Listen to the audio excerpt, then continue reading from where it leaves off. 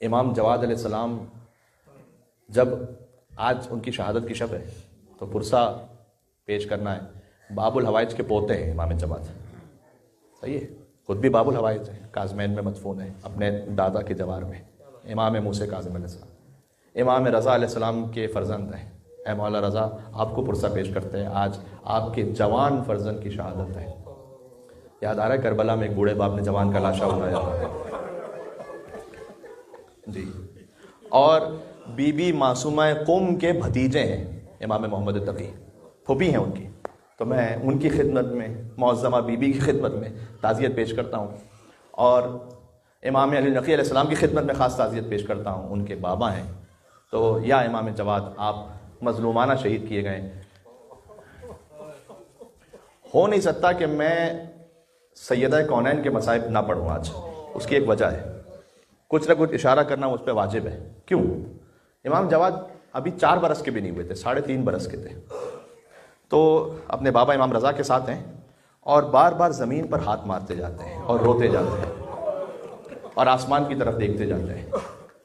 امام رضا علیہ السلام علم امامت سے سب جانتے ہیں، پوچھا کہ اے بیٹا جواد، اس وقت یہ گریے کی کیفیت کیوں ہے آپ کی، کہ آپ اپنے آپ کے لیے گویا اپنے سینے پر ہاتھ مار رہے ہیں، زمین پر ہاتھ مارتے ہیں، بے ساختہ روتے جاتے ہیں، گریہ کرتے جاتے ہیں۔ تو جواب دیا کہ بابا، وہ یاد آ گیا کہ صنع بأمی، جو میری ماں فاطمہ زہرا کے ساتھ ہوا تھا،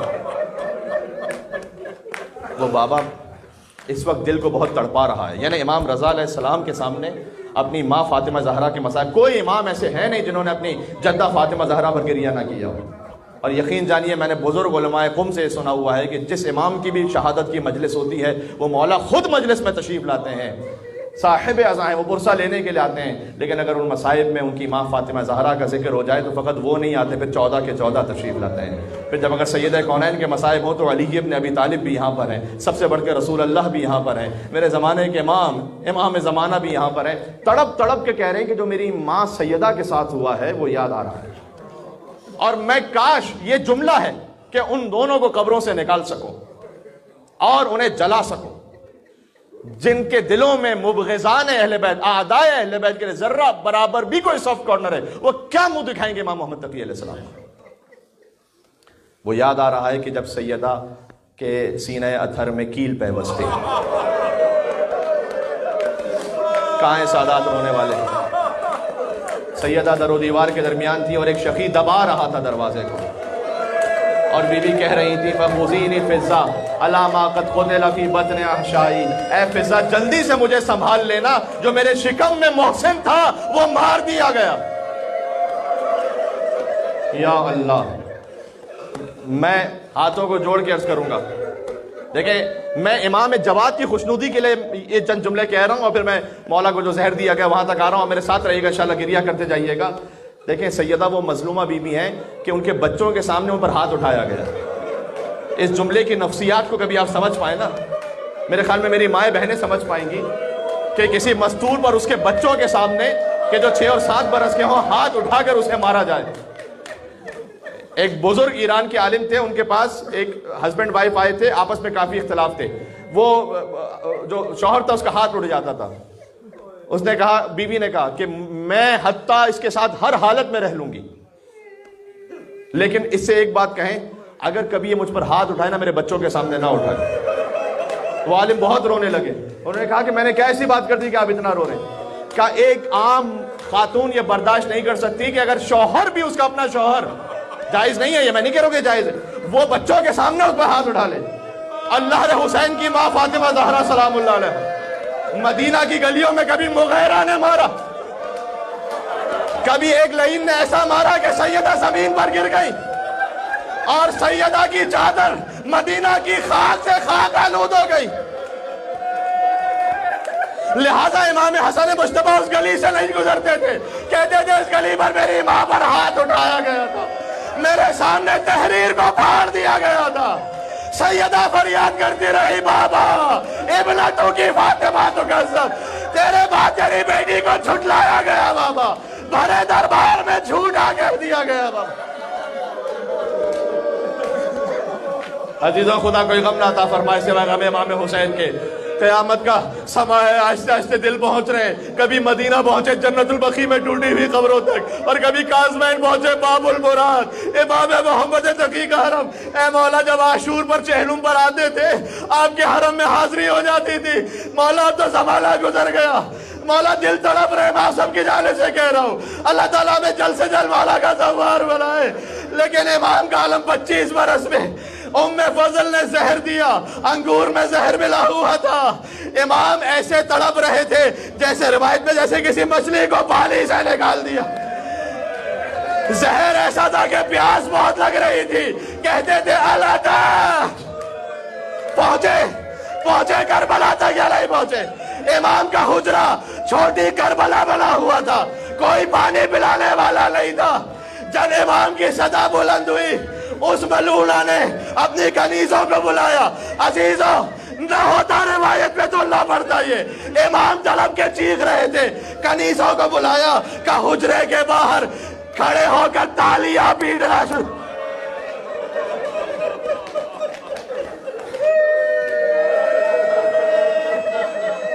یا امام جواد، خاص طور پر رضوی سادات کو میں پرسہ پیش کرتا ہوں کہ وہ اسی نسل سے، امام جواد کی نسل سے ہے۔ آپ کو خاص سیدوں کو میں پرسہ پیش کرتا ہوں۔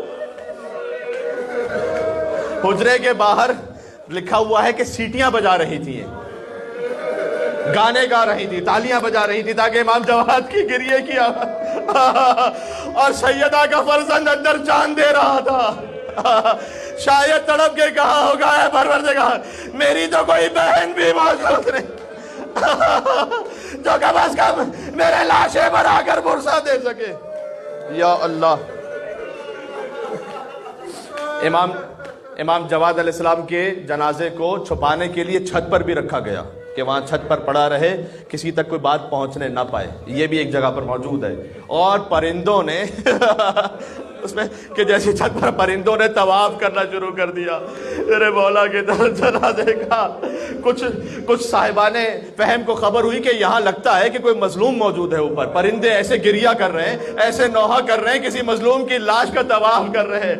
بس لا یومک یومک یا ابا عبداللہ، ایک مظلوم کا لاشا کربلا میں، گھوڑوں کی ڈابوں تلے بابا اللہ شاہ، حسین کی پسلیاں ایک طرف ہو گئی، سر ایک طرف ہو گیا،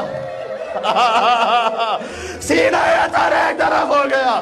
جب 4 سال کی بچی پہنچی تو سونے کی جگہ نہ ملی سینے پر، کہا بابا آپ کے سینے پر ٹاپوں کے اتنے نشان ہیں۔ بس عزیزوں، ماتمداریوں کی بات ختم کرنے لگا ہوں۔ اللہ تعالیٰ آپ کو کوئی غم نہ عطا فرمائے۔ امام جواد بغداد میں تھے، انہیں زہر دیا گیا۔ امام علی النقی 6 برس کے تھے، کہاں پر؟ مدینہ میں تھے۔ مدینہ میں ایک لوح کو، ایک تختی کو دیکھ رہے تھے، اچانک امام علی النقی نے گریہ کرنا شروع کیا۔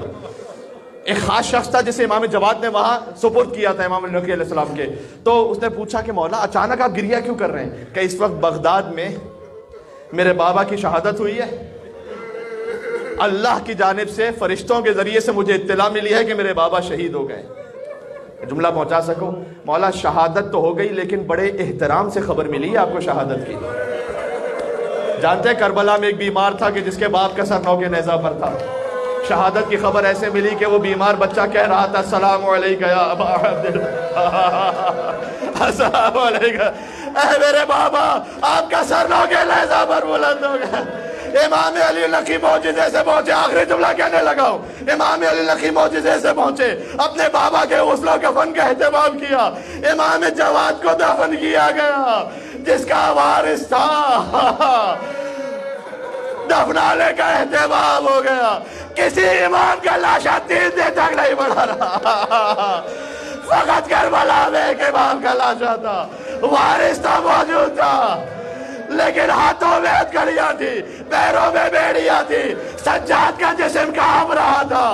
بی بی زینب نے دیکھا کہ وہ بھی اماں انہوں نے اپنے لاشیں دفن کر دیے، میرے بابا کا لاشا نہیں دفنایا، کیا میرے بابا کو مسلمان بھی نہیں سمجھتے؟ بی بی زینب نے چلتے اونٹ سے اپنے آپ کو زمین کربلا پر گرا دیا، لیکن نہیں، جس کے ہاتھ گردن سے بندھے ہوں وہ بی بی اونٹ سے کربلا پہ منہ کے بل گر گھٹنیوں کے بل چلتے حسین کی لاش تک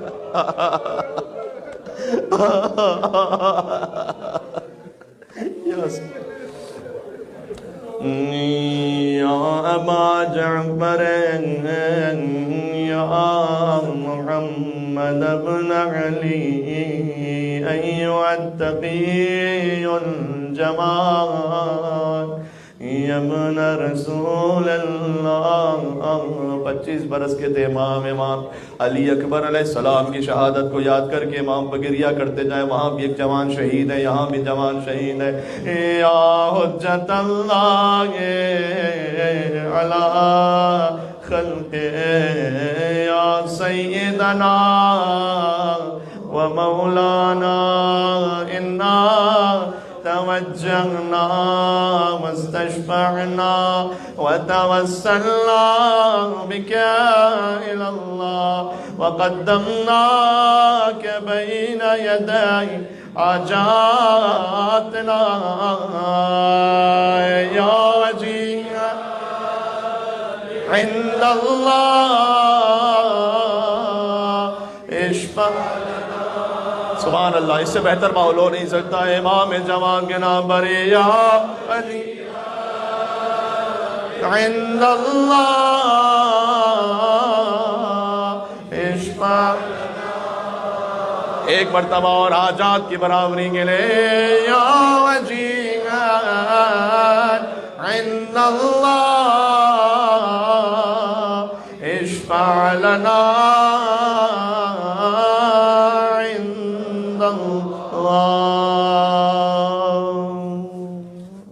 یا حسین.